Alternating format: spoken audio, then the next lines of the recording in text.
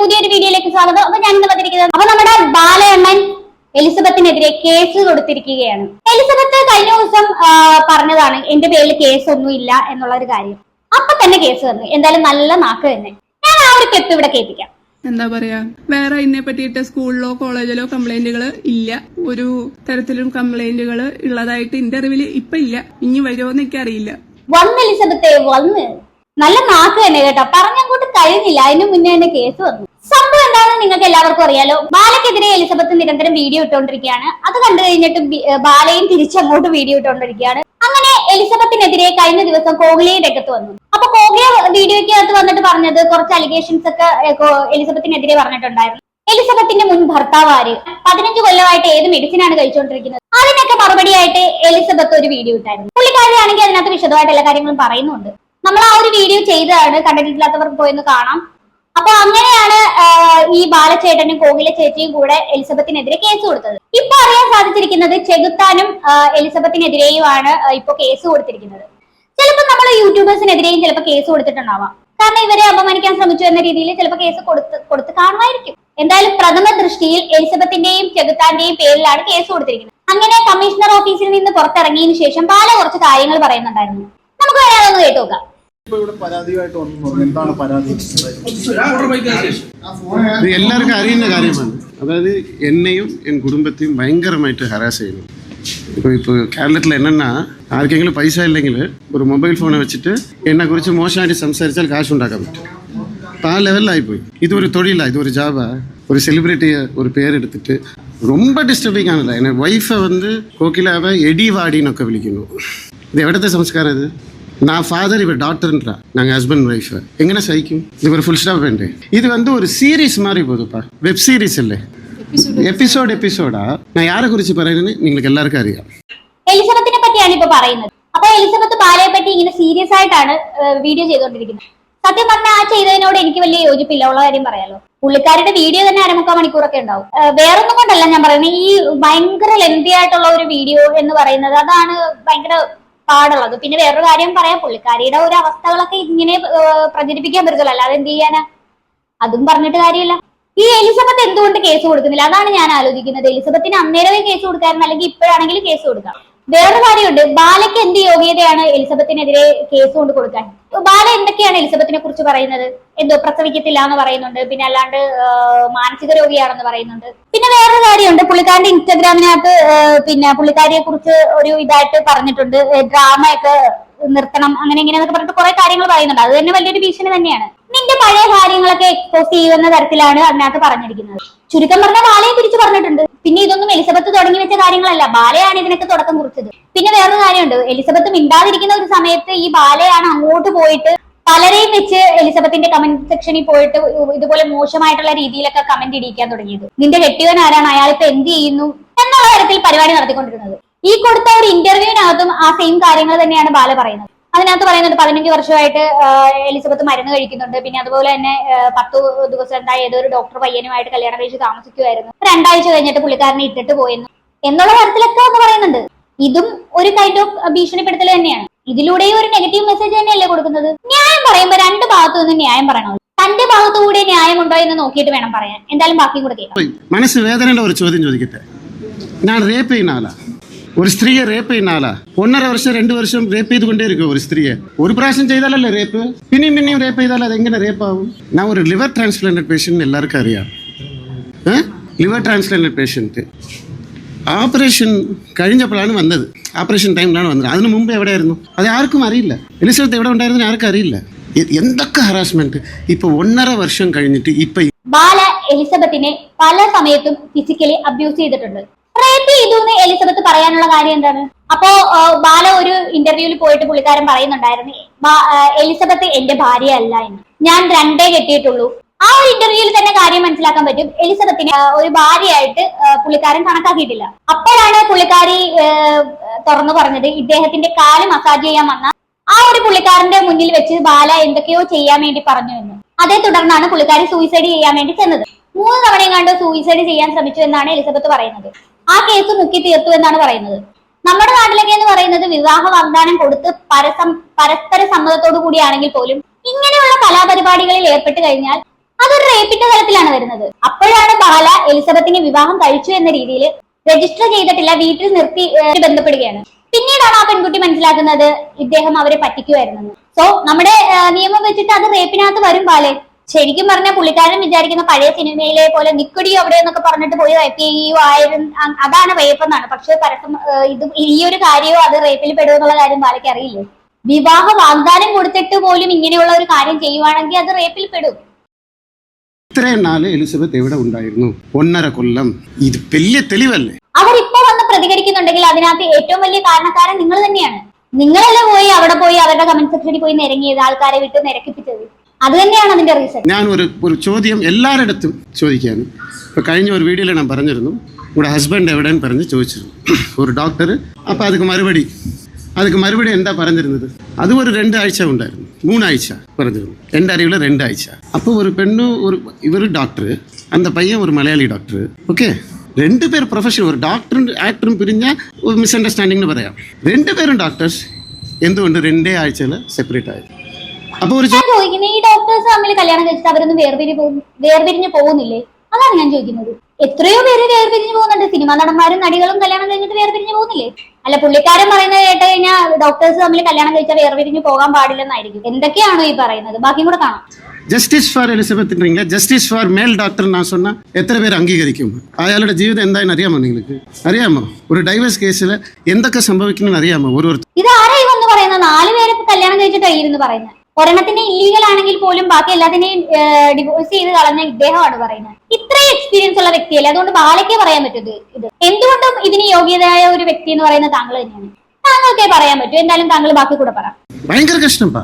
ഇതെല്ലാം കടന്നു വന്ന് മരണത്തെ பார்த்து ஒரு லிவர் டிரான்ஸ்பிளான்ட் ஆய சேஷம் கல்யாண ஜீவிதத்தில் இப்போதான் நான் நிம்மதியாக சந்தோஷமாக ஒரு குடும்ப லைஃப் கொச்சி விட்டு வைக்கத்தில் போயிருக்கேன். இந்த டைமில் நான் என்னென்ன பண்ணிட்டேன்னா, ரேப் பண்ணிட்டேன். என்னோட சேரிட்டி ஒர்க்கு சத்தியமாக சொல்கிறேன், இந்த மாதம் 21ஆம் தேதி ஒரு பெண் குழந்தைக்கு ஹார்ட் ஆப்ரேஷன் கோட்டயம் காலேஜில் நான் என் செலவில் பண்ணியிருக்கேன். இல்லைன்னு പറയാൻ പറ്റുമോ? ഇല്ലെന്ന് പറയുന്ന ഒരുത്തൻ പോയി അവിടെ ചോദിക്കും.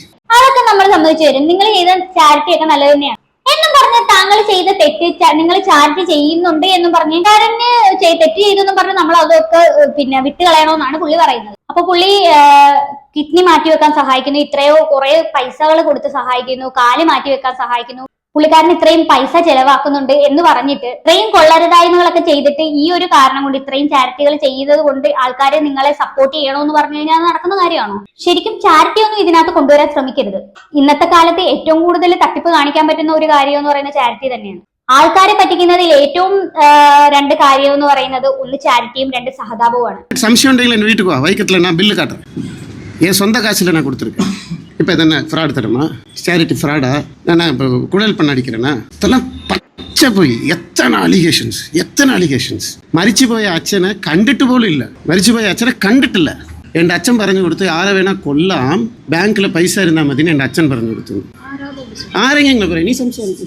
അപ്പൊ ഇന്നലെ വന്നിട്ട് നമ്മുടെ എലിസബത്ത് വേറൊരു കാര്യം കൂടെ പറയുന്നുണ്ടായിരുന്നു. ബാല കോപ്പി അടിച്ചാണ് 10ഉം +2 ഒക്കെ എഴുതിയെന്ന്. എന്തായാലും ആ ഒരു ക്ലിപ്പും കൂടി ഉണ്ട്, അതൊന്നും കണ്ടു നോക്ക്. എന്തായാലും ഒരു വഴിക്ക് പോലെ അതും കൂടെ കണ്ടിട്ട് വാ. എക്സാമും അതുപോലെ തന്നെ +1 +2 എക്സാം ഒക്കെ ക്വസ്റ്റ്യൻ പേപ്പർ ചോർത്തിയിട്ട് എക്സാം എഴുതി പാസ്സായി എന്നൊക്കെ ഭയങ്കര അഹങ്കാരത്തിൽ വിളിച്ചു പറഞ്ഞ ആൾക്കാരനെ എനിക്കറിയാം. അവർക്കൊന്നും ഈ പരീക്ഷ എഴുതി ജയിച്ചതിന്റെ വില മനസ്സിലാവില്ല എന്ന് നന്നായിട്ട് അറിയാം. ഇന്നോട് ഈ പറഞ്ഞ ആക്ടർ തന്നെയാണ് പറഞ്ഞോണെ, പുള്ളി എക്സാമിന്റെ സമയത്ത് പുള്ളിയുടെ ഫാദർ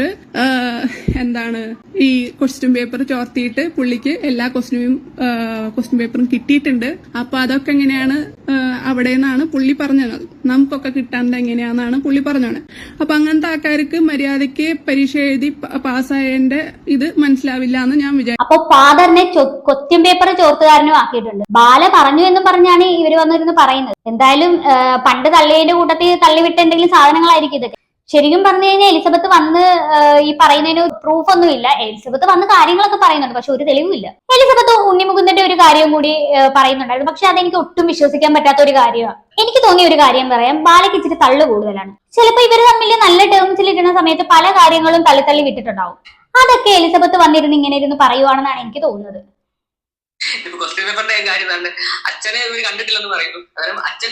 അച്ഛനെ ഇവര് കണ്ടിട്ടില്ലെന്ന് പറയുന്നു. അച്ഛൻ പറഞ്ഞു എന്ന് പറഞ്ഞ് ബാല പറഞ്ഞ കാര്യങ്ങളാണ് ഈ എലിസബത്ത് വന്നിരുന്ന് ഇവിടെ പറയുന്നത്. എന്തായാലും ബാലയ്ക്ക് പറയാനുള്ള ബാക്കി കാര്യങ്ങളൂടെ കേൾക്കാം. ലാസ്റ്റ് ഒരു 2 weeks 1 month ആക്കിയിട്ട് ഡെയിലി വീഡിയോസ് ഡെയിലി അതെടുത്തിട്ട് யூடியூபர்ஸ் எல்லாம் தேவையில்லாதது அசிங்கமா எடி வாடி என்னது மரியாதை இல்லாம ஒருத்தரும் ஃபேக் அக்கௌண்ட்ல இருந்து நிறைய பேர் இப்பெல்லாம் எல்லாம் ஸ்டார்ட் பண்ணி ഇല്ല ഫേക്ക് അക്കൗണ്ട് ഇല്ല. ഞാൻ അന്ന് ചെന്നൈയിல ഇരുന്ന് ഒരു കാര്യം പറഞ്ഞിരുന്നു. ഞാൻ ചെന്നൈയിல ഇരുന്ന് ഒരു കാര്യം പറഞ്ഞിരുന്നു. അതിപ്പോ സത്യമായില്ലേ? ഞാൻ എന്താ പറഞ്ഞത്? ഇത് ഒരു മാസീവ് അറ്റാക്ക്, ഒരാളല്ല, എല്ലാവരും കൂടിയിട്ടാ ചെയ്യുന്നത്. ഇത് ഒരു ക്യാപ്റ്റൻ ഉണ്ട്, 4-5 പേരാ ചെയ്യുന്നത്. പിന്നെ നിങ്ങൾ തന്നെ വീഡിയോ കണ്ടല്ലേ, 2 യൂട്യൂബേഴ്സ്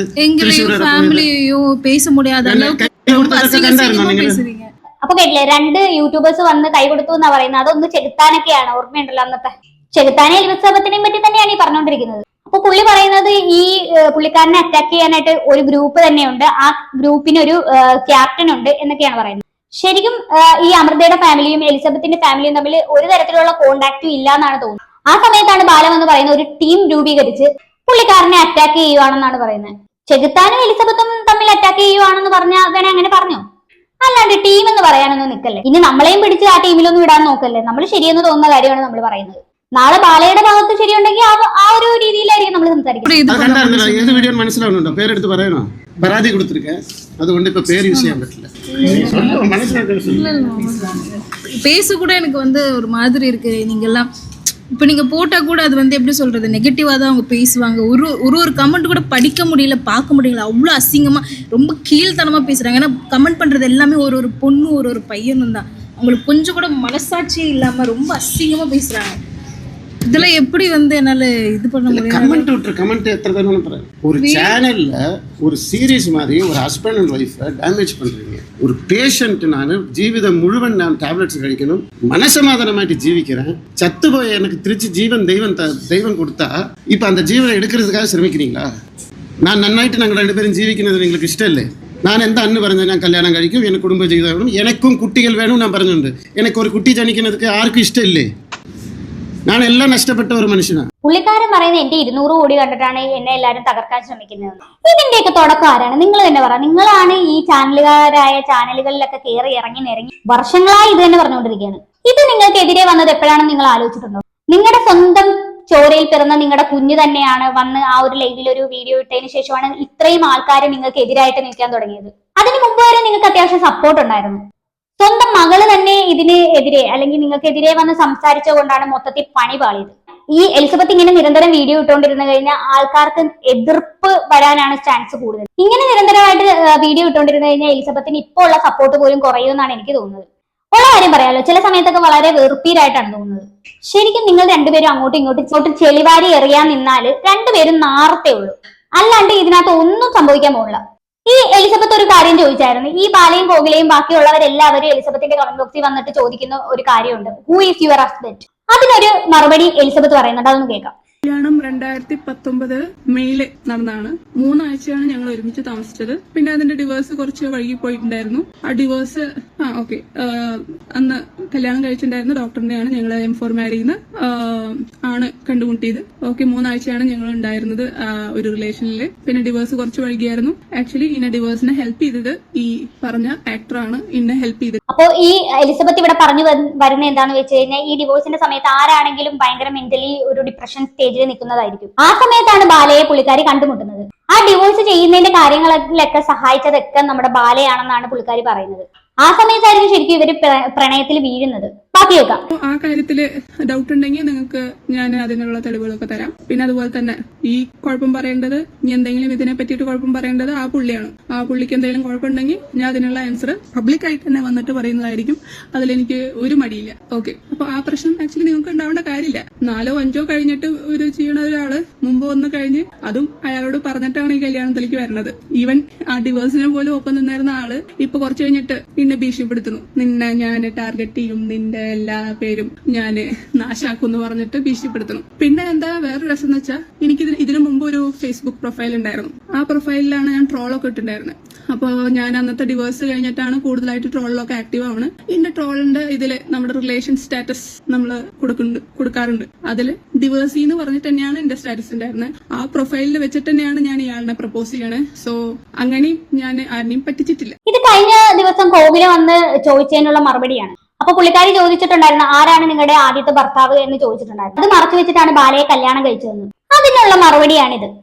അപ്പൊ ബാല അതിനെതിരെയും പറയുന്നുണ്ട് ആ കുടുംബജീവിതം, ഈ നമ്മുടെ എലിസബത്തിന്റെ ആ ആദ്യത്തെ ഭർത്താവിന്റെ കുടുംബജീവിതം, ആ ഒരു ജീവിതം തന്നെ തകർത്തു എലിസബത്ത് എന്ന്. അതും ബാല വന്നിരുന്നാണ് പറയുന്നതെന്ന് ഓർക്കണം. ഇത്രയും പേരുടെ ജീവിതം നശിപ്പിച്ച ബാല.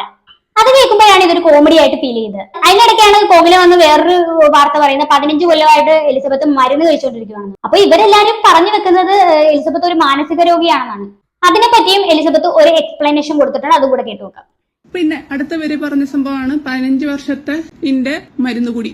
എന്ത് മരുന്നാണ് ഞാൻ 15 വർഷമായിട്ട് കഴിക്കണേ? എനിക്കിപ്പോ 30 എന്ന് പറയാൻ പറ്റില്ല. സെപ്റ്റംബർ 8 എനിക്ക് 31 വയസ്സാവും. സോ ഏകദേശം നമ്മള് 15 വയസ്സ് ബാക്കിക്ക് പോവാണെങ്കിൽ ഞാൻ 15 വയസ്സ് തൊട്ടിട്ട് മരുന്ന് കഴിക്കേണ്ടതെന്നാണ് പറഞ്ഞത്. എന്ത് മരുന്നാണ് കഴിക്കണേന്ന് നിങ്ങള് ഇങ്ങനെ എന്തെങ്കിലും പറയുമ്പോ കറക്റ്റായിട്ട് പറയണ്ടേ. എന്ത് മരുന്നാണ് കഴിക്കണം? 15 വർഷമായിട്ട് എന്ത് മരുന്നാ കഴിക്കണേന്ന് നിങ്ങൾ എനിക്ക് തെളിവ് തരുവാണെങ്കിൽ നന്നായി. ഞാൻ 15 വർഷമായിട്ട് ഇപ്പൊ കഴിക്കണ സാധനം എന്ന് പറഞ്ഞാൽ പനിക്ക് മരുന്ന് കഴിച്ചിട്ടുണ്ടാവും, വയറ് വേദനയ്ക്ക് കഴിച്ചിട്ടുണ്ടാവും, വയറിളക്കത്തിന് കഴിച്ചിട്ടുണ്ടാവും, അങ്ങനെ ഉള്ള മരുന്നുകൾക്കൊക്കെ കഴിച്ചിട്ടുണ്ടാവും. അല്ലാണ്ട് വേറെ എന്തെങ്കിലും മരുന്ന് കഴിച്ചിട്ടുണ്ടെങ്കിൽ നിങ്ങൾ അതിന് തെളിവ് പറയേണ്ടതാണ് എന്ത് മരുന്നാ കഴിച്ചതെന്ന്. അതായത് ബ്രോഡ്ലി നിങ്ങൾ എന്തെങ്കിലും ഒരു മരുന്ന് 15 വർഷമായിട്ട്, എല്ലാവർക്കും എന്തെങ്കിലുമൊക്കെ അസുഖം വരില്ലേ 15 വർഷമായിട്ട്. ഞാൻ ഇപ്പൊ അടുത്താണ് ഡിപ്രഷന്റെ മരുന്നുകൾ കഴിക്കണേ. 15 വർഷമായിട്ട് എന്ത് മരുന്നാണ് ഞാൻ കഴിച്ചതെന്ന്, അതായത് നമ്മൾ വീഡിയോയിൽ ഒരാളിനെ നിന്റെ എന്നിട്ടാണ് ഡ്രാമ മൊത്തം പൊളിക്കുന്നു പറഞ്ഞിട്ട് ഭീഷണിപ്പെടുത്തി ഇട്ട വീഡിയോ ആണല്ലോ. അപ്പൊ എന്ത് മരുന്നാ കഴിക്കണേന്ന് ഞാൻ അറിയാൻ ആഗ്രഹിക്കുന്നു. ഇത് മാത്രമല്ല, ഞാൻ കുറെ ചോദ്യങ്ങൾ പല വീഡിയോകളിലായിട്ട് ചോദിച്ചിട്ടുണ്ട്, അതിനൊന്നും ആൻസർ ഇല്ല. പിന്നെ ഇന്റെ ക്യാരക്ടർ അസാസിനേഷനും ഇന്റെ മെന്റൽ പ്രോബ്ലം ഒക്കെയാണ് ഇവിടെ അവരിക്കണേ. ഓക്കെ, എന്നാലും 15 വർഷമായിട്ട് ഞാൻ എന്ത് മരുന്നാ കഴിച്ചത് ഒന്ന് എക്സ്പ്ലെയിൻ ചെയ്യേണ്ടതാകുന്നു. അത് നിങ്ങൾക്ക് അതിന്റെ തെളിവ് ഞാൻ, കാരണം കുറെ കാലം ആ മരുന്ന് കഴിച്ചതിന്റെ ആ ഒരു എക്സ്പ്ലനേഷൻ ആണ് ഈ കിട്ടിയത്. എന്തായാലും ബാലയും പുള്ളിക്കാരി ഒരുമിച്ച് ജീവിച്ചതല്ലേ, ബാലയ്ക്ക് അറിയാമല്ലോ എന്താണ് ഏത് മരുന്നാണ് കഴിച്ചിട്ടുണ്ടാവുന്നതെന്ന്. തെളിവുണ്ടേ പുറത്തു വിടുക, അതായിരിക്കും നല്ലത്. എന്തായാലും ഇവർ രണ്ടുപേരും പരസ്പരം ചെളിവാരി എറിഞ്ഞുകൊണ്ടിരിക്കുകയാണ്. രണ്ടുപേരുടെ ഭാഗത്തും ഡാമേജ് ഉണ്ട്. എലിസബത്തിന്റെ വശം നോക്കുവാണെങ്കിൽ നല്ല രീതിയിൽ പുള്ളിക്കാരിയുടെ ഫാമിലി ലൈഫ് തകർന്നിരിക്കുകയാണ്. ബാലയുടെ സൈഡ് നോക്കുവാണെങ്കിൽ ബാല ഇപ്പൊ നല്ല രീതിയിൽ നെഗറ്റീവ് ആയിട്ടുണ്ട്. ബാലയുടെ സൈഡിൽ കംപ്ലീറ്റ് ഡാമേജ്. കാര്യം കംപ്ലീറ്റ് സപ്പോർട്ട്, ഒരുപാട് സപ്പോർട്ട് കൂടുതൽ എലിസബത്തിനാണ്. ബാല ഇനി എന്തൊക്കെ ചെയ്താലും ഇനി ഇത് തിരിയുമോന്ന് എനിക്കറിയില്ല. നിങ്ങൾ ഇങ്ങനെ ഇത് തുടർന്നുകൊണ്ട് പോയി കഴിഞ്ഞാൽ ഇതിനൊരു അന്ത്യം ഉണ്ടാവുമെന്ന് എനിക്ക് തോന്നുന്നില്ല. ശരിക്കും ഇതിനകത്ത് പെടാൻ പോകുന്നത് ഇപ്പൊ പോലീസുകാരായിരിക്കും. എലിസബത്ത് ഉടനെ തന്നെ ഒരു കൗണ്ടർ ആരംഭിക്കാൻ പോകുന്നുണ്ട്. കാര്യം ബാല എലിസബത്തിനെ പറ്റി പറഞ്ഞിട്ടുണ്ട്. പോലീസുകാരായിരിക്കും ഇവിടെ ശരിക്കും കൺഫ്യൂഷൻ ആവാൻ പോകുന്നത്. കാര്യം ബാല പറയുന്നതാണോ ശരി, എലിസബത്ത് പറയുന്നതാണോ ശരിയെന്ന് മനസ്സിലാക്കാൻ പോലും പറ്റാത്ത അവസ്ഥയായിരിക്കും. എപ്പോഴും നിയമം ഒരു പെണ്ണിന്റെ സൈഡേ നിൽക്കത്തുള്ളൂ. എനിക്ക് തോന്നുന്നത് അത് അറിയാവുന്നത് കൊണ്ടായിരിക്കും ബാല കഴിഞ്ഞ വീഡിയോയിൽ കോകിലയെ കൊണ്ട് വന്നിരുത്തി സംസാരിപ്പിച്ചത്. അപ്പോ ഇതിനെതിരെ കോകിലയ്ക്ക് ഒരു അറ്റാക്ക് വരുമെന്ന് പുള്ളിക്കാരന് നന്നായിട്ട് അറിയാം. അപ്പൊ ഒരു അറ്റാക്ക് വരുമ്പോ സ്വാഭാവികമായിട്ട് ലീഗലി അവര് കോകിലയെ കൊണ്ടൊരു കേസ് കൊടുപ്പിക്കും. സ്ത്രീക്കെതിരെ സ്ത്രീ തന്നെ പരാതി കൊടുത്തു കഴിഞ്ഞാൽ അവിടെ നമ്മുടെ നിയമം ഒന്ന് കൺഫ്യൂസ്ഡ് ആവും. ആരുടെ സൈഡിൽ നിൽക്കണമെന്നുള്ളത് പുള്ളിക്കാരൻ കളിച്ച ഒരു കളിയായിട്ടാണ് എനിക്ക് തോന്നുന്നത്. അല്ലെങ്കിൽ നോക്കിയേ, ഇത്രയും നാളായിട്ട് കോകില ഒരു അക്ഷരം പോലും മിണ്ടാതിരുന്ന വ്യക്തിയാണ്. കഴിഞ്ഞ ദിവസം കൃത്യമായിട്ട് വന്നു, വീഡിയോ ചെയ്തു, ഇന്നലെ കൊണ്ടുപോയി പരാതിയും കൊടുത്തു. ക്ലിയർ പ്ലാനിങ് ആണ് ഇവിടെ. അല്ലാതെ ബാല കൊണ്ടുപോയി പരാതി കൊടുത്താൽ പിന്നെ ഒന്നും നടപടിയാവത്തില്ല. സ്ത്രീപക്ഷത്തെ ഇപ്പൊ നിയമം നിൽക്കത്തുള്ളൂ. കൂടുതൽ എലിസബത്തിന്റെ കൂടെയാണ് നിൽക്കാൻ ചാൻസ് ഉള്ളത്. സത്യം പറഞ്ഞു കഴിഞ്ഞാൽ ഇത് ഒത്തുതീർപ്പാക്കി വിടാൻ പറ്റുമെങ്കിൽ വീട് പുല്ലുവാല ഭ്രാന്ത് വരുവാണ്. മനുഷ്യന്മാര് ശരിക്കും പറഞ്ഞു കഴിഞ്ഞാൽ പണ്ടാരടങ്ങാനായിട്ട് മടുത്ത്. ഇതിനൊരു അന്ത്യമില്ലെന്നാണ് ഇപ്പൊ എല്ലാരും ചോദിക്കുന്നത്. നമുക്കും ന്യൂസ് ചാനലിനും ഒക്കെ ഇതൊരു കണ്ടന്റ് ആണ്. എന്നാലും മടുത്ത് നമ്മൾ തന്നെ അങ്ങോട്ട് വെറുത്തപ്പാ. അപ്പൊ ഏതായാലും എലിസബത്ത് രണ്ടും കൽപ്പിച്ചാണെന്നാ തോന്നുന്നത്. അപ്പൊ ഈ ഒരു വീഡിയോ, എലിസബത്തിന്റെ വീഡിയോ കണ്ട് ഫേസ്ബുക്ക് ഒന്ന് ഓപ്പൺ ചെയ്ത് നോക്കി. അപ്പൊ ഇതിനകത്ത് ഒരു പോസ്റ്റ് ഇട്ടിട്ടുണ്ട്. വോയിസ് ആണ് ഇതിനകത്ത് ഇട്ടേക്കുന്നത്. ആ വോയിസ് എന്തായാലും ഞാനൊന്ന് കേൾപ്പിക്കാം. ജേക്കബ് ചേട്ടാ 1:30 ഇവിടെ ബെഡ്റൂമിൽ കയറുമ്പോൾ എനിക്ക് ബുദ്ധിമുട്ടുണ്ട്. 1:30 ഇപ്പൊ സമയം. എനിക്ക് പുറത്തു പോകാൻ പറ്റില്ല ചേട്ടാ. ഈ 1:30 ബെഡ്റൂമിൽ കയറുന്നത് ബുദ്ധിമുട്ടുണ്ട്. എനിക്ക് തോന്നുന്നത് ജേക്കബ് എന്ന് പറയുന്നതെന്ന് വെച്ചാൽ ലിവർ കൊടുത്തില്ലേ ബാലയ്ക്ക്, ആ പുള്ളിയാണെന്നാ തോന്നുന്നത്. അയാളും ബാലയും ഉള്ള സമയത്ത് എന്തോ പറയുന്ന നോക്കും. ബാക്കി എന്തായാലും കേട്ടു. രാത്രി 1:30 ബാക്കിയുള്ളവർക്ക് കിടക്കണ്ടേ? നിങ്ങള് കല്യാണം കഴിച്ചിട്ടാണ് ഞാൻ അങ്ങോട്ട് വന്നോണേ, അല്ല വലിഞ്ഞേറി വന്നല്ല. ല്ലേ അപ്പൊ എന്തായാലും ഇത് എലിസബത്ത് ഒതുങ്ങാൻ തീരുമാനിച്ചിട്ടില്ല. ബാലയ്ക്കെതിരെ പടപൊരുതാൻ തന്നെയാണ് തീരുമാനിച്ചിരിക്കുന്നത് എലിസബത്ത്. അപ്പൊ ഇങ്ങനെയൊക്കെയാണ് കാര്യങ്ങൾ പോകുന്നത്. എലിസബത്തും ഉടനെ തന്നെ ഒരു കേസ് കൊടുക്കാൻ സാധ്യതയുണ്ട്. പുള്ളിക്കാരി ഇപ്പോൾ ഉള്ളത് ഗുജറാത്തിലാണ്. അപ്പൊ എന്തായാലും ഇതിനെക്കുറിച്ചുള്ള ബാക്കി ന്യൂസ് പിന്നീട് കാണാം. എന്തായാലും എനിക്ക് ഇത്രയൊക്കെ പറയാനുള്ളൂ. ഇത് കേട്ടിട്ട് എന്താണ് നിങ്ങൾക്ക് തോന്നുന്നതെന്ന് വെച്ചാൽ താഴെ കമന്റ് ബോക്സിൽ കമന്റ് ചെയ്യുക. അപ്പൊ അടുത്തൊരു വീഡിയോ കാണാം. അതുവരേക്കും ബൈ ബൈ.